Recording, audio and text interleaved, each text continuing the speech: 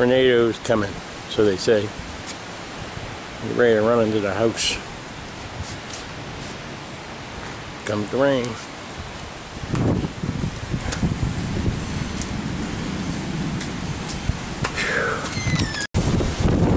Woo-wee!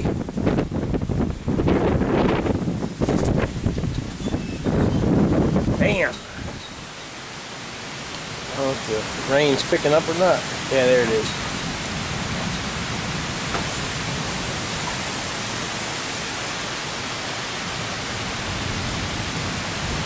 Damn.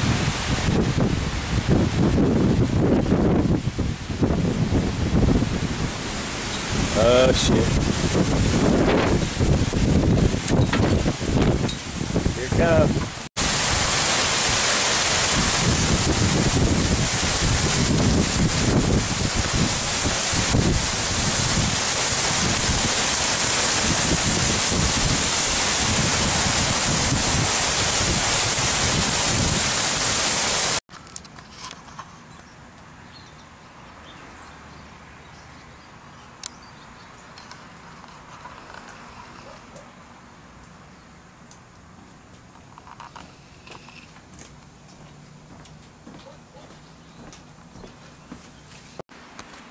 These are bags of plastic containers.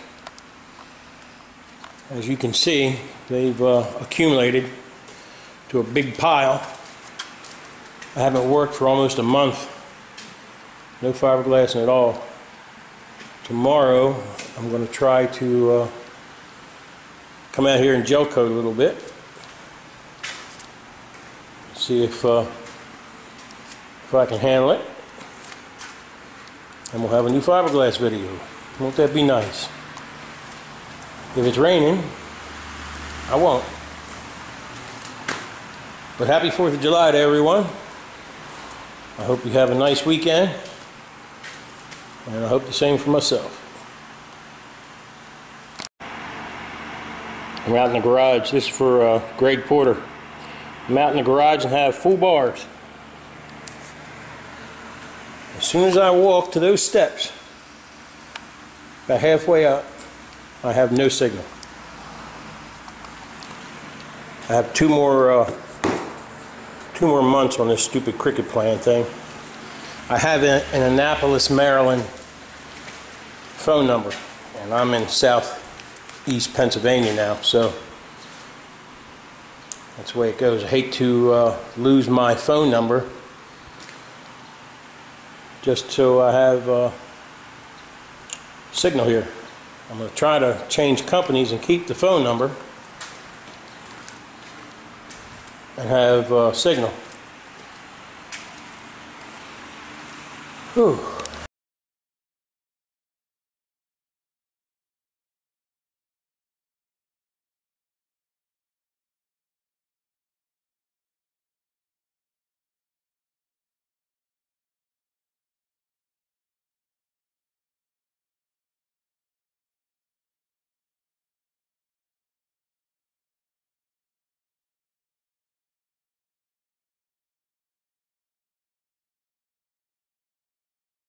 I read your book a couple of days ago. You had a book called Fatso. That's what they called you when you played pro ball, That's what everybody calls me. Yeah. I wonder why. Yeah. I was 17 pounds when I was born. Yeah. Yeah. My mother couldn't walk for about 3 weeks. The rule that they have now called in the grasp. Beautiful. The quarterback goes back, a guy comes in, grabs his jersey, the whistle blows, they say, he's in the grasp. Yeah, well, I want to know the official or what he knows in the grasp is. Yeah. Like when we played, the quarterback threw the ball. Yeah. And about 5 seconds after he threw the ball, you hit him. Right. And the officials say, you're getting close. Don't do it anymore. I'm sorry, I won't do it, 4 plays later, boom, this thing. You intimidated him in those days, right? You had it. Was this the day before you had the cage? Well, you had a cage. Now you can't even get your fingers in there anymore. They got plastic going on. Gee, what a shame, Art. What a hell of a shame that is. Are the players different today? Now, I don't know, because I don't play today, they get hurt. They lay on the ground for 15 minutes, and you got the chaplain and the assistant chaplain, and you got the trainer and his assistant, and the equipment man out there, I don't know what the hell he's out there for. And after 15 minutes, the guy jumps up and runs off the field. What the hell is this all about? When you played, according to your book, you guys played hurt. I mean, really hurt. Well, we had to play. We didn't have that many guys. Right. One time I broke my leg, and 2 weeks after I broke my leg, the coach says to me, you got to play. I said, I can't play. I can't even walk. How the hell am I going to play football? He said, when they snap the ball, fall down. He said, maybe you're lucky somebody will trip over you. Every time they snap the ball, I fell down. And at the end of the game, the guy playing in front of me says, that's the hell of a move anybody ever put on me. He says, I never touched the all day. Yeah. Were you ever hurt bad when you were playing pro ball? What's the worst I thing? got kicked in the face. I got about 58 stitches. Yeah. Of course, that doesn't bother my face. Just give me another wrinkle. Look like a Prussian general, you know. You played in the days when, and nowadays athletes, I think the myth is gone that athletes are all heroes and all nicey-nicey, because it's come out in recent years that athletes are human beings and they have their, they like to go out. And in your days, a lot of guys went out drinking right after the game, or before the game, or Bobby Lane. We played Bobby Lane, the quarterback for the Lions. Right. And then, you know, he partied. He really partied. We're playing him in Baltimore, and we're putting a hell of a rush on him. And he's screaming at his offensive line that they're not blocking. So in the third quarter, we're laying on top of him, and he's hollering at him in his breath. Jeez. It reeked of whiskey, you know. I said, damn it, Bobby, we're going to get drunk smelling your breath. I said, you must have had a hell of a night last night. He said, I had a few at halftime. Never mind last night, huh?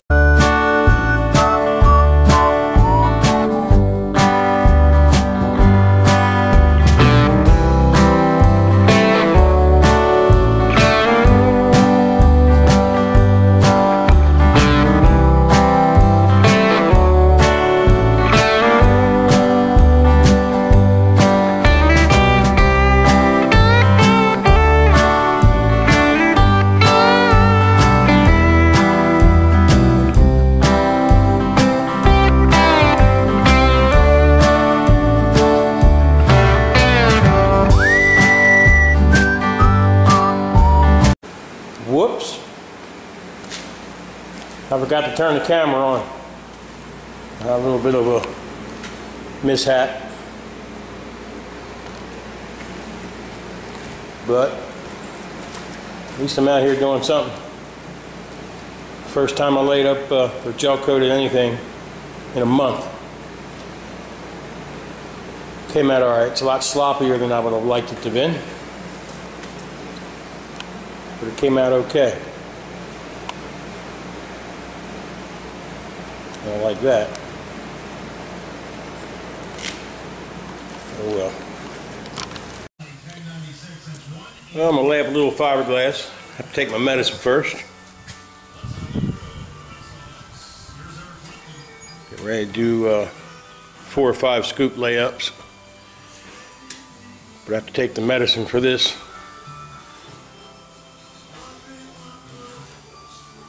If I squeeze tight, I can hold it. But if I let go, it just goes nuts. So we'll see what happens. 20 minutes.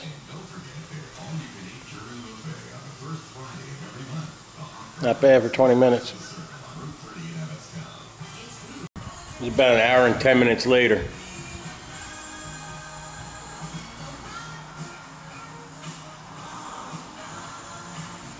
So I guess I'll commence to do some work.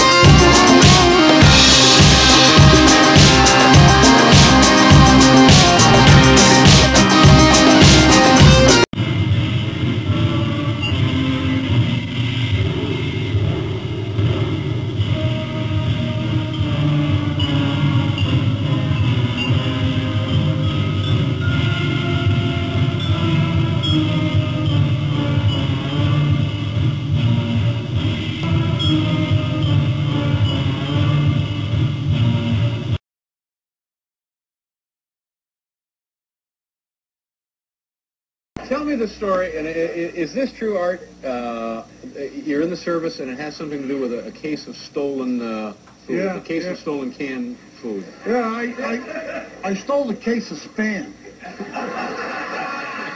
And this is before we're going to invade Japan. I had it under the tent, the floor of the tent. The lieutenant come by and saw it and said, "Whose is it?" I said, "Mine." He said, "Where'd you get it?" He said, "I found it on the side of the road." Yeah. He said, "No, you stole it." Right. I said, "I don't steal anything, son." He took me for the major. I got an honor. The major's name is McMahon. He's a quarterback, from New Jersey, from Georgetown. So I go up to recite your name, serial number, rank, BFC Arthur J. Donovan. He says, "Donovan." He says, "Where are you from?" I said, "New York." "Any relation to fight referee Arthur Donovan?" I go, "Uh-oh." I said, "Now, here's my father." That's your dad. He said, "Donovan, I'm going to give you a break. I'm going to make you eat that case of Spam in a week, or you're going to the brig." I took the case back. There were 6 5-pound cans of Spam. I ate the whole damn case in 5 days.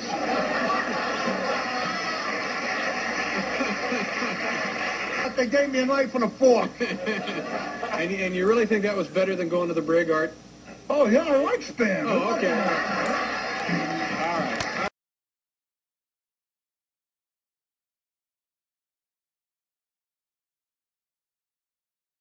Down in Los Angeles, remember all the time we were playing? Yeah, you had Ryan and was a rookie quarterback. Now, there's a real jerk, and he's a professor. Yeah. That guy is a real jerk. He called me this fat SOB, you know. Oh, Who's this? Well, I went into the Rams huddle. We were winning by 5 touchdowns. They couldn't win. There was a minute left to go in the game. I said, he's going to run the clock out. He starts throwing the ball all over the field, and we're chasing him. I said, if I catch you, I'm going to kill you. I couldn't have caught him if I ran on my knees. I was so tired. If he ran... So I went in the Rams huddle. I said, "Look, you jerk, you can't win. Run the clock out." You see? And he looks up at me and says, "Drop dead, you big fat old man." And from our side, Bracy house, "Fatso, you're in the wrong huddle." And I got penalized 5 yards for being on all sides. Bracy had to open up his mouth. Hey, tell him the truth. You're so tired. You knew darn well if you came back on our side of the line, they're going to snap the ball. You know? Yeah. It's called a delay of game. What a bunch of jerks. Quarterbacks are known to be jerks. I'm telling you right now.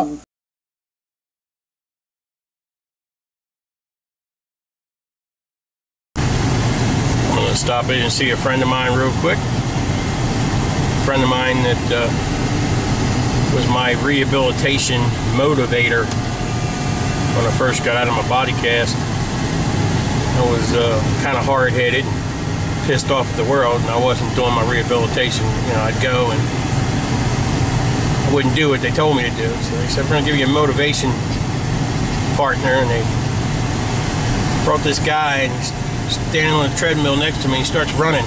This guy just had a heart attack, supposedly. And this guy beside me is jogging his ass off. I mean, he's running hard. I'm barely at a limp. And he said, "Are you Mr. Roach?" I said, "Yeah." "Oh, by the way, if any of you remember Jim McKay, the sportscaster, ABC, Worldwide World of Sports, is where he lives. His house is right up here. It's called My Lady's Manor."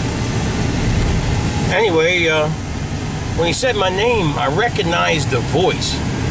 You know, I had no idea who it was, but I recognized the voice, and I knew the voice. I said, "No way they got this guy beside me. It's going to be my partner. It is who I think it is." And I looked over, and sure enough, there stood, well, he wasn't standing, he was running, fresh after a heart attack, Johnny Unitas.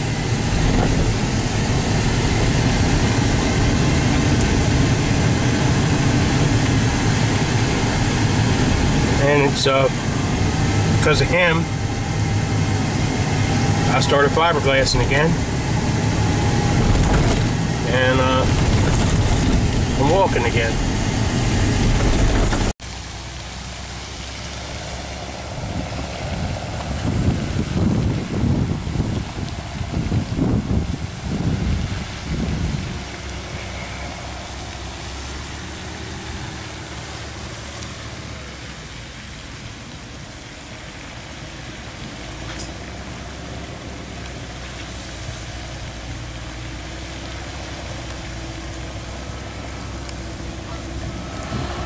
Every time I come here, I bring $1.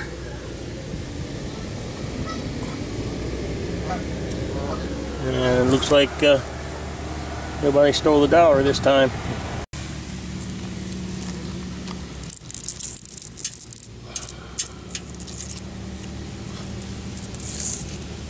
I guess the money's blending in with the stone.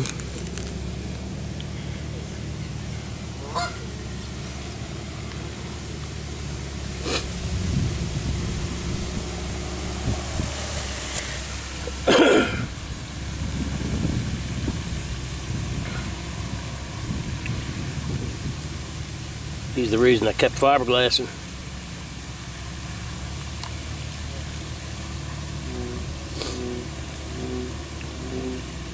He was the greatest, no doubt about it.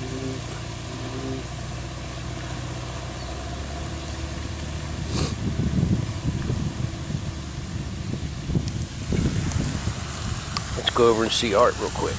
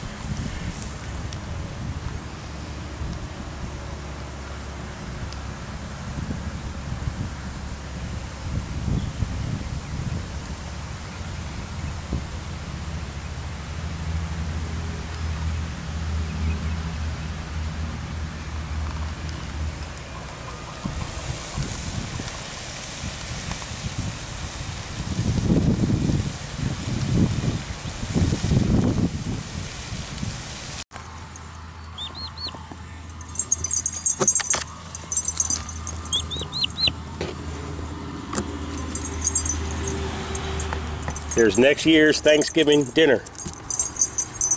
15 of them. Turkey, turkey, turkey. Gobble, gobble, gobble, gobble, gobble. These the same turkeys.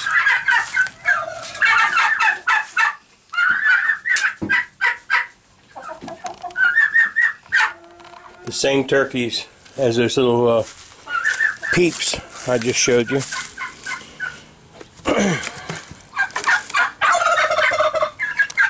Look at the size of that sucker, would you? Come on, Thanksgiving, I'm gonna eat you. I'm gonna eat you.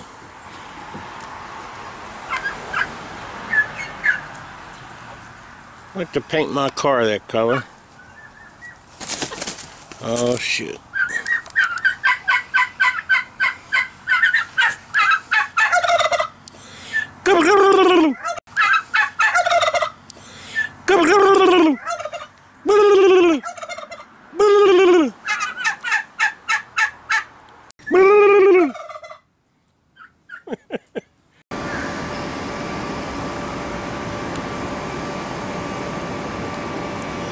God willing, this will be the last time I have to come here.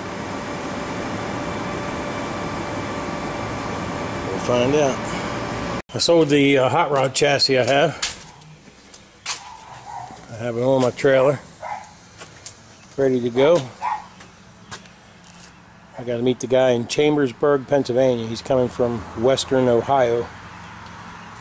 He's going 6 hours, I'm going 3 hours.